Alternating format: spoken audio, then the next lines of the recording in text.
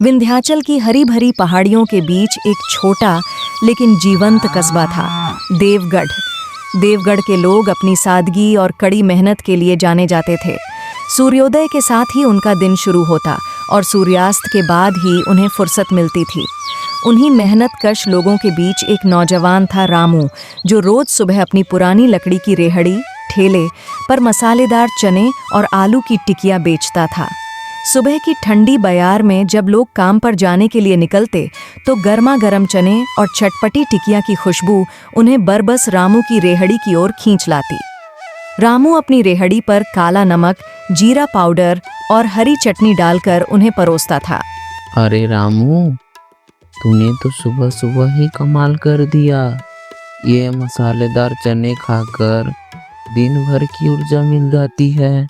सुबह काम पर जाने से पहले यह नाश्ता बहुत ज़रूरी है। धन्यवाद भैया, मुझे खुशी है कि आपको मेरा स्वाद पसंद आता है।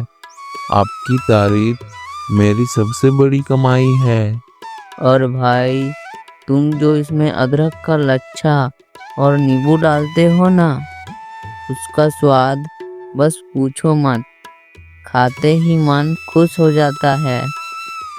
आप लोग तो बस यूं ही दिल खुश कर देते हैं। सच कहूँ तो स्वाद तो मसालों और मेरे दिल के प्यार का है। पर रामू, तुम 15 रुपए में एक प्लेट देते हो तो दिन भर में कितनी प्लेट बेच लेते हो? दिन भर में लगभग 70-80 प्लेटें तो निकल ही जाता है। वाह! मतलब 1000 से 1200 की बिक्री रोज हो जाती होगी। हाँ, इतना तो हो ही जाता है। इतने कम पैसों से शहर के खर्चे और घर का गुजारा कैसे चलता है रे बेटा? काका, मैं तो अकेला रहता हूँ। मेरा काम इसी में चल जाता है और मुझे यही काम सबसे बेहतर आता है। इसीलिए इसी को मैंने अपनी रोजी रोटी मान लिया है। इतना कहकर सब लोग हंसते बतियाते अपने अपने काम की ओर निकल गए।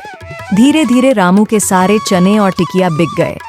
वह अपनी रेहड़ी समेट ही रहा था कि उसी वक्त एक सफेद साड़ी वाली अम्मा वहां पहुंची। अरे बेटा, क्या बेच रहे थे? अम्मा, मसालेदार चने और टिकिया बेच रहा था, पर अब सब खत्म हो गया है। अरे बेटा, बस यही बेचते हो? इसमें तो पेट भी नहीं भरता होगा। तुम इसके साथ गर्मा गर्म पूरी भी दे दिया करो, तो लोगों का पेट भी भरेगा और उन्हें पूरा भोजन मिल जाएगा। पर अम्मा, मैं तो सिर्फ चने बेचता हूँ। चने और पूरी लोग एक साथ क्यों खाएंगे? अरे पागल, चने को थोड़ा और गाढ़ा करके छोले की सब्जी बना दो और उसके साथ करारी पूरियाँ बेचो। देखना, लोग और भी खुशी खुशी खाएंगे। तुम्हें ज़्यादा मुनाफा होगा और देवगढ़ के लोगों को पौष्टिक भोजन मिलेगा। अम्मा, बात तो सही है, मगर यह सब ज़्यादा मेहनत और झंझट का काम है। यह मेरे बस की बात नहीं। कोशिश किए बिना कैसे पता चलेगा बेटा? हिम्मत रखो और सोचकर देखना। इतना कहकर अम्मा अपने धीमे कदमों से आगे बढ़ गईं। रामू देर तक उनके शब्दों पर विचार करता रहा, मगर फिर सिर हिलाकर बोला, नहीं, यह सब झंझट मेरे बस का नहीं। मेरे चने और टिकिया से ही काम चलता है तो ठीक है। उसने रेहड़ी उठाई और घर की ओर चल पड़ा। लेकिन अम्मा की बात उसके दिल के किसी कोने में गहराई से बैठ चुकी थी। रामू उस दिन घर लौटा तो थका हारा जरूर था, मगर मन से और भी बोझिल था। जैसे ही उसने चारपाई पर बैठकर थोड़ी देर आराम करने की कोशिश की, बाहर से किसी की तेज आवाज आई। ओ रामू, अरे रामू, कहाँ गया रे तू? बाहर आ। रामू चौंक कर उठा। कौन बुला रहा है? सोचते हुए बाहर निकला। दरवाजा खोलते ही उसने देखा कि कस्बे का जमींदार सेठ बलवंत सामने खड़ा था। रामू का दिल धड़क उठा। मन ही मन बोला, लगता है कर्जे के पैसे मांगने आया है। अब क्या जवाब दूंगा? 6 महीने हो गए रे रामू, कब लौटाएगा मेरे पैसे? याद है, यही रेड़ी लगाने के लिए मैंने तुझे रुपए दिए थे। सेठ जी, मुझे थोड़ा और वक्त चाहिए। अभी मेरे पास इतने पैसे नहीं हैं। मुझे कुछ नहीं सुनना, आज ही चाहिए मेरे पैसे। सेठ जी, भरोसा रखिए, मैं आपके पैसे जरूर लौटाऊंगा। बस मुझे 1 हफ्ते का वक्त और दे दीजिए। ठीक है, लेकिन सुन ले रामू, अगर 2 हफ्ते बाद भी पैसे नहीं दिए तो तेरा यह रेड़ी भी बिकवा दूंगा और तुझे चैन से देवघर में जीने नहीं दूंगा, समझा? इतना कहकर जमींदार ताव में वहां से चला गया। रामू का चेहरा उतर गया, वह गहरी सोच में पड़ गया। अब क्या करूं? रोज 1000 रुपये कमा लेता हूं, मगर घर का खर्च और बचत के बाद सेठ के पैसे कहां से दूं? कोई रास्ता निकलना ही चाहिए। तभी उसे बूढ़ी अम्मा की बातें याद आ गईं। छोले की सब्जी बनाकर पूरी के साथ बेचा करो बेटा, लोगों का पेट भी भरेगा और तुझे मुनाफा भी ज्यादा होगा। रामू ने ठान लिया। हाँ, अम्मा सही कहती थी। कल से मैं सिर्फ चने नहीं बल्कि छोले पूरी भी बेचूंगा। यही मेरा नया रास्ता होगा।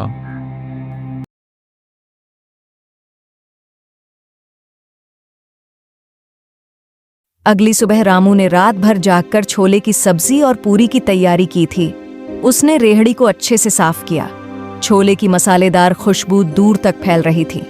वह रेहड़ी सजाकर रोज वाली जगह पर पहुंचा। देवगढ़ के लोग रोज की तरह खेत जाने से पहले उसके पास आए। रेहड़ी पर छोले और पूरियां देखकर सब चौंक गए। अरे वाह रामू, आज तो रेड़ी कुछ नई नई लग रही है। क्या बनाया है? भाइयों, आज सिर्फ चने टिकिया नहीं, अब से मैं गर्मा गर्म छोले पूरी भी दूंगा। खाओगे तो ताकत भी मिलेगा और पेट भी भरेगा। अरे भाई, तुम जो चने टिकिया देते थे ना, वही अच्छे थे। हमें सुबह सुबह भारी खाना नहीं भाता। अरे रामू, छोले पूरी तो दोपहर या रात को चलेंगे। सुबह हमें हल्का ही चाहिए। हम तो तुम्हारे चटपटे चने के दीवाने थे। यह नया चक्कर छोड़ दो। रामू का चेहरा उतर गया। वह बड़ी उम्मीद से नया काम शुरू कर रहा था, मगर सब मना कर रहे थे। उसने मनाने की कोशिश की। अरे भैया, एक बार खाकर तो देखो, ज्यादा पैसे भी नहीं लगेंगे, स्वाद और ताकत दोनों मिलेंगे। लेकिन कोई भी तैयार नहीं हुआ। सब लोग हंसते बोलते अपने अपने खेतों की ओर चल पड़े। रेहड़ी पर रखा छोले का बर्तन धीरे धीरे ठंडा हो गया। पूरियां भी सख्त होने लगीं। पूरा दिन बीत गया, मगर एक भी ग्राहक नहीं आया। शाम को रामू ने रेहड़ी समेटी। थका हुआ और उदास चेहरा लिए वह घर लौटा। आज तो सब बेकार हो गया, ना छोले बिके ना पूरियां, बल्कि नुकसान ही हो गया। अब सेठ के पैसे कैसे चुकाऊंगा? उस रात उसने खाना भी ढंग से नहीं खाया। चारपाई पर लेटा वह सोचता रहा, क्या अम्मा की बात मानकर मैंने गलत किया, या मैंने कोशिश ही अधूरी की? शायद मुझे तरीका बदलना होगा। उसकी आंखें भारी हो गईं, मगर दिल में चिंता और डर की परतें और गहरी हो गईं। सुबह रामू उठा तो मन अब भी भारी था। पिछले दिन की हार उसके दिल पर बोझ बनी हुई थी। वह चारपाई पर बैठा सोचने लगा, अब क्या करूं? सुबह तो सब मना कर गए, लेकिन कल एक ने कहा था कि छोले पूरी दोपहर या रात को ही अच्छी लगती है। अगर मैं दोपहर में कस्बे के बस स्टैंड पर रेहड़ी लगाऊं तो शायद किस्मत बदल जाए। उसने तुरंत ठान लिया। हाँ, आज दोपहर एक नई जगह पर कोशिश करूंगा। होते ही रामू ने छोले को फिर से गर्म किया। ताज़ी पूरियां तलीं और रेहड़ी बस स्टैंड की तरफ ले गया, जहां यात्रियों और बाजार वालों की भीड़ थी। जैसे ही गर्म मसालों की खुशबू हवा में फैली, राहगीरों का ध्यान रेहड़ी की तरफ खिंच गया। सबसे पहले एक यात्री पास आया। अरे बेटा, क्या बेच रहे हो? बड़ी अच्छी खुशबू आ रही है। काका, गर्मा गर्म छोले पूरी है। 2 पूरियां और 1 कटोरी छोले, 60 रुपए प्लेट। अरे वाह, 1 प्लेट दे दे बेटा, बस का इंतजार है, तब तक पेट भर लूं। रामू ने जल्दी से छोले गर्म किए, ऊपर से प्याज और हरी मिर्च डालकर प्लेट सजाई। काका ने पहला कौर लिया और उनकी आंखें चमक उठीं। वाह बेटा, मजा आ गया। छोले तो एकदम जायकेदार है, तीखे भी और मजा भी आ गया। रामू का मन प्रसन्न हो गया। चलो, पहला ग्राहक खुश हुआ।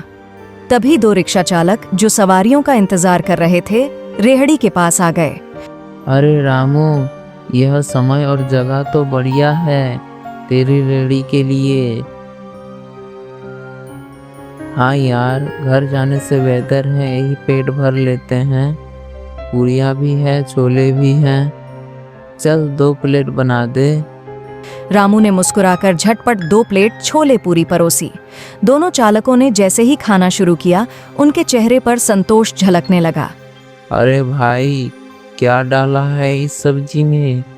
इतना लजीज स्वाद तो देवघर में कहीं नहीं मिलता। रामू, अगर तू इतनी स्वादिष्ट सब्जी बना सकता है तो हम तो रोज नहीं खाएंगे। यह तो ताकत का खजाना है। रामू का चेहरा खिल उठा। उसकी रेहड़ी पर धीरे धीरे और लोग आने लगे। कोई कहता, भाई खुशबू से ही भूख बढ़ गई है, पूरियां मुलायम और सब्जी जबरदस्त है। कुछ ही देर में पूरा रेहड़ी खाली हो गया। बर्तन चमकते रह गए और जेब में अच्छी खासी कमाई हो गई। शाम को घर लौटकर रामू थकान के बावजूद बेहद खुश था। उसने पैसे गिनकर मन ही मन कहा, धन्यवाद अम्मा, अगर आपने वह सुझाव न दिया होता तो शायद मैं कभी यह रास्ता न अपनाता। अब मुझे यकीन है कि सेठ का कर्ज भी चुका दूंगा और ईमानदारी से आगे बढ़ूंगा। चारपाई पर लेटते हुए उसने आसमान की ओर देखा और मुस्कुराकर बोला, अब यह रेहड़ी सिर्फ चने की नहीं रही, बल्कि पूरे देवगढ़ को एक नया स्वाद देने वाली बन गई है, और यही स्वाद मुझे आगे भी जीत दिलाएगा। रामू के चेहरे पर संतोष की चमक थी। मेहनत, हिम्मत और सही दिशा ने आखिरकार उसे जीत दिलाई थी।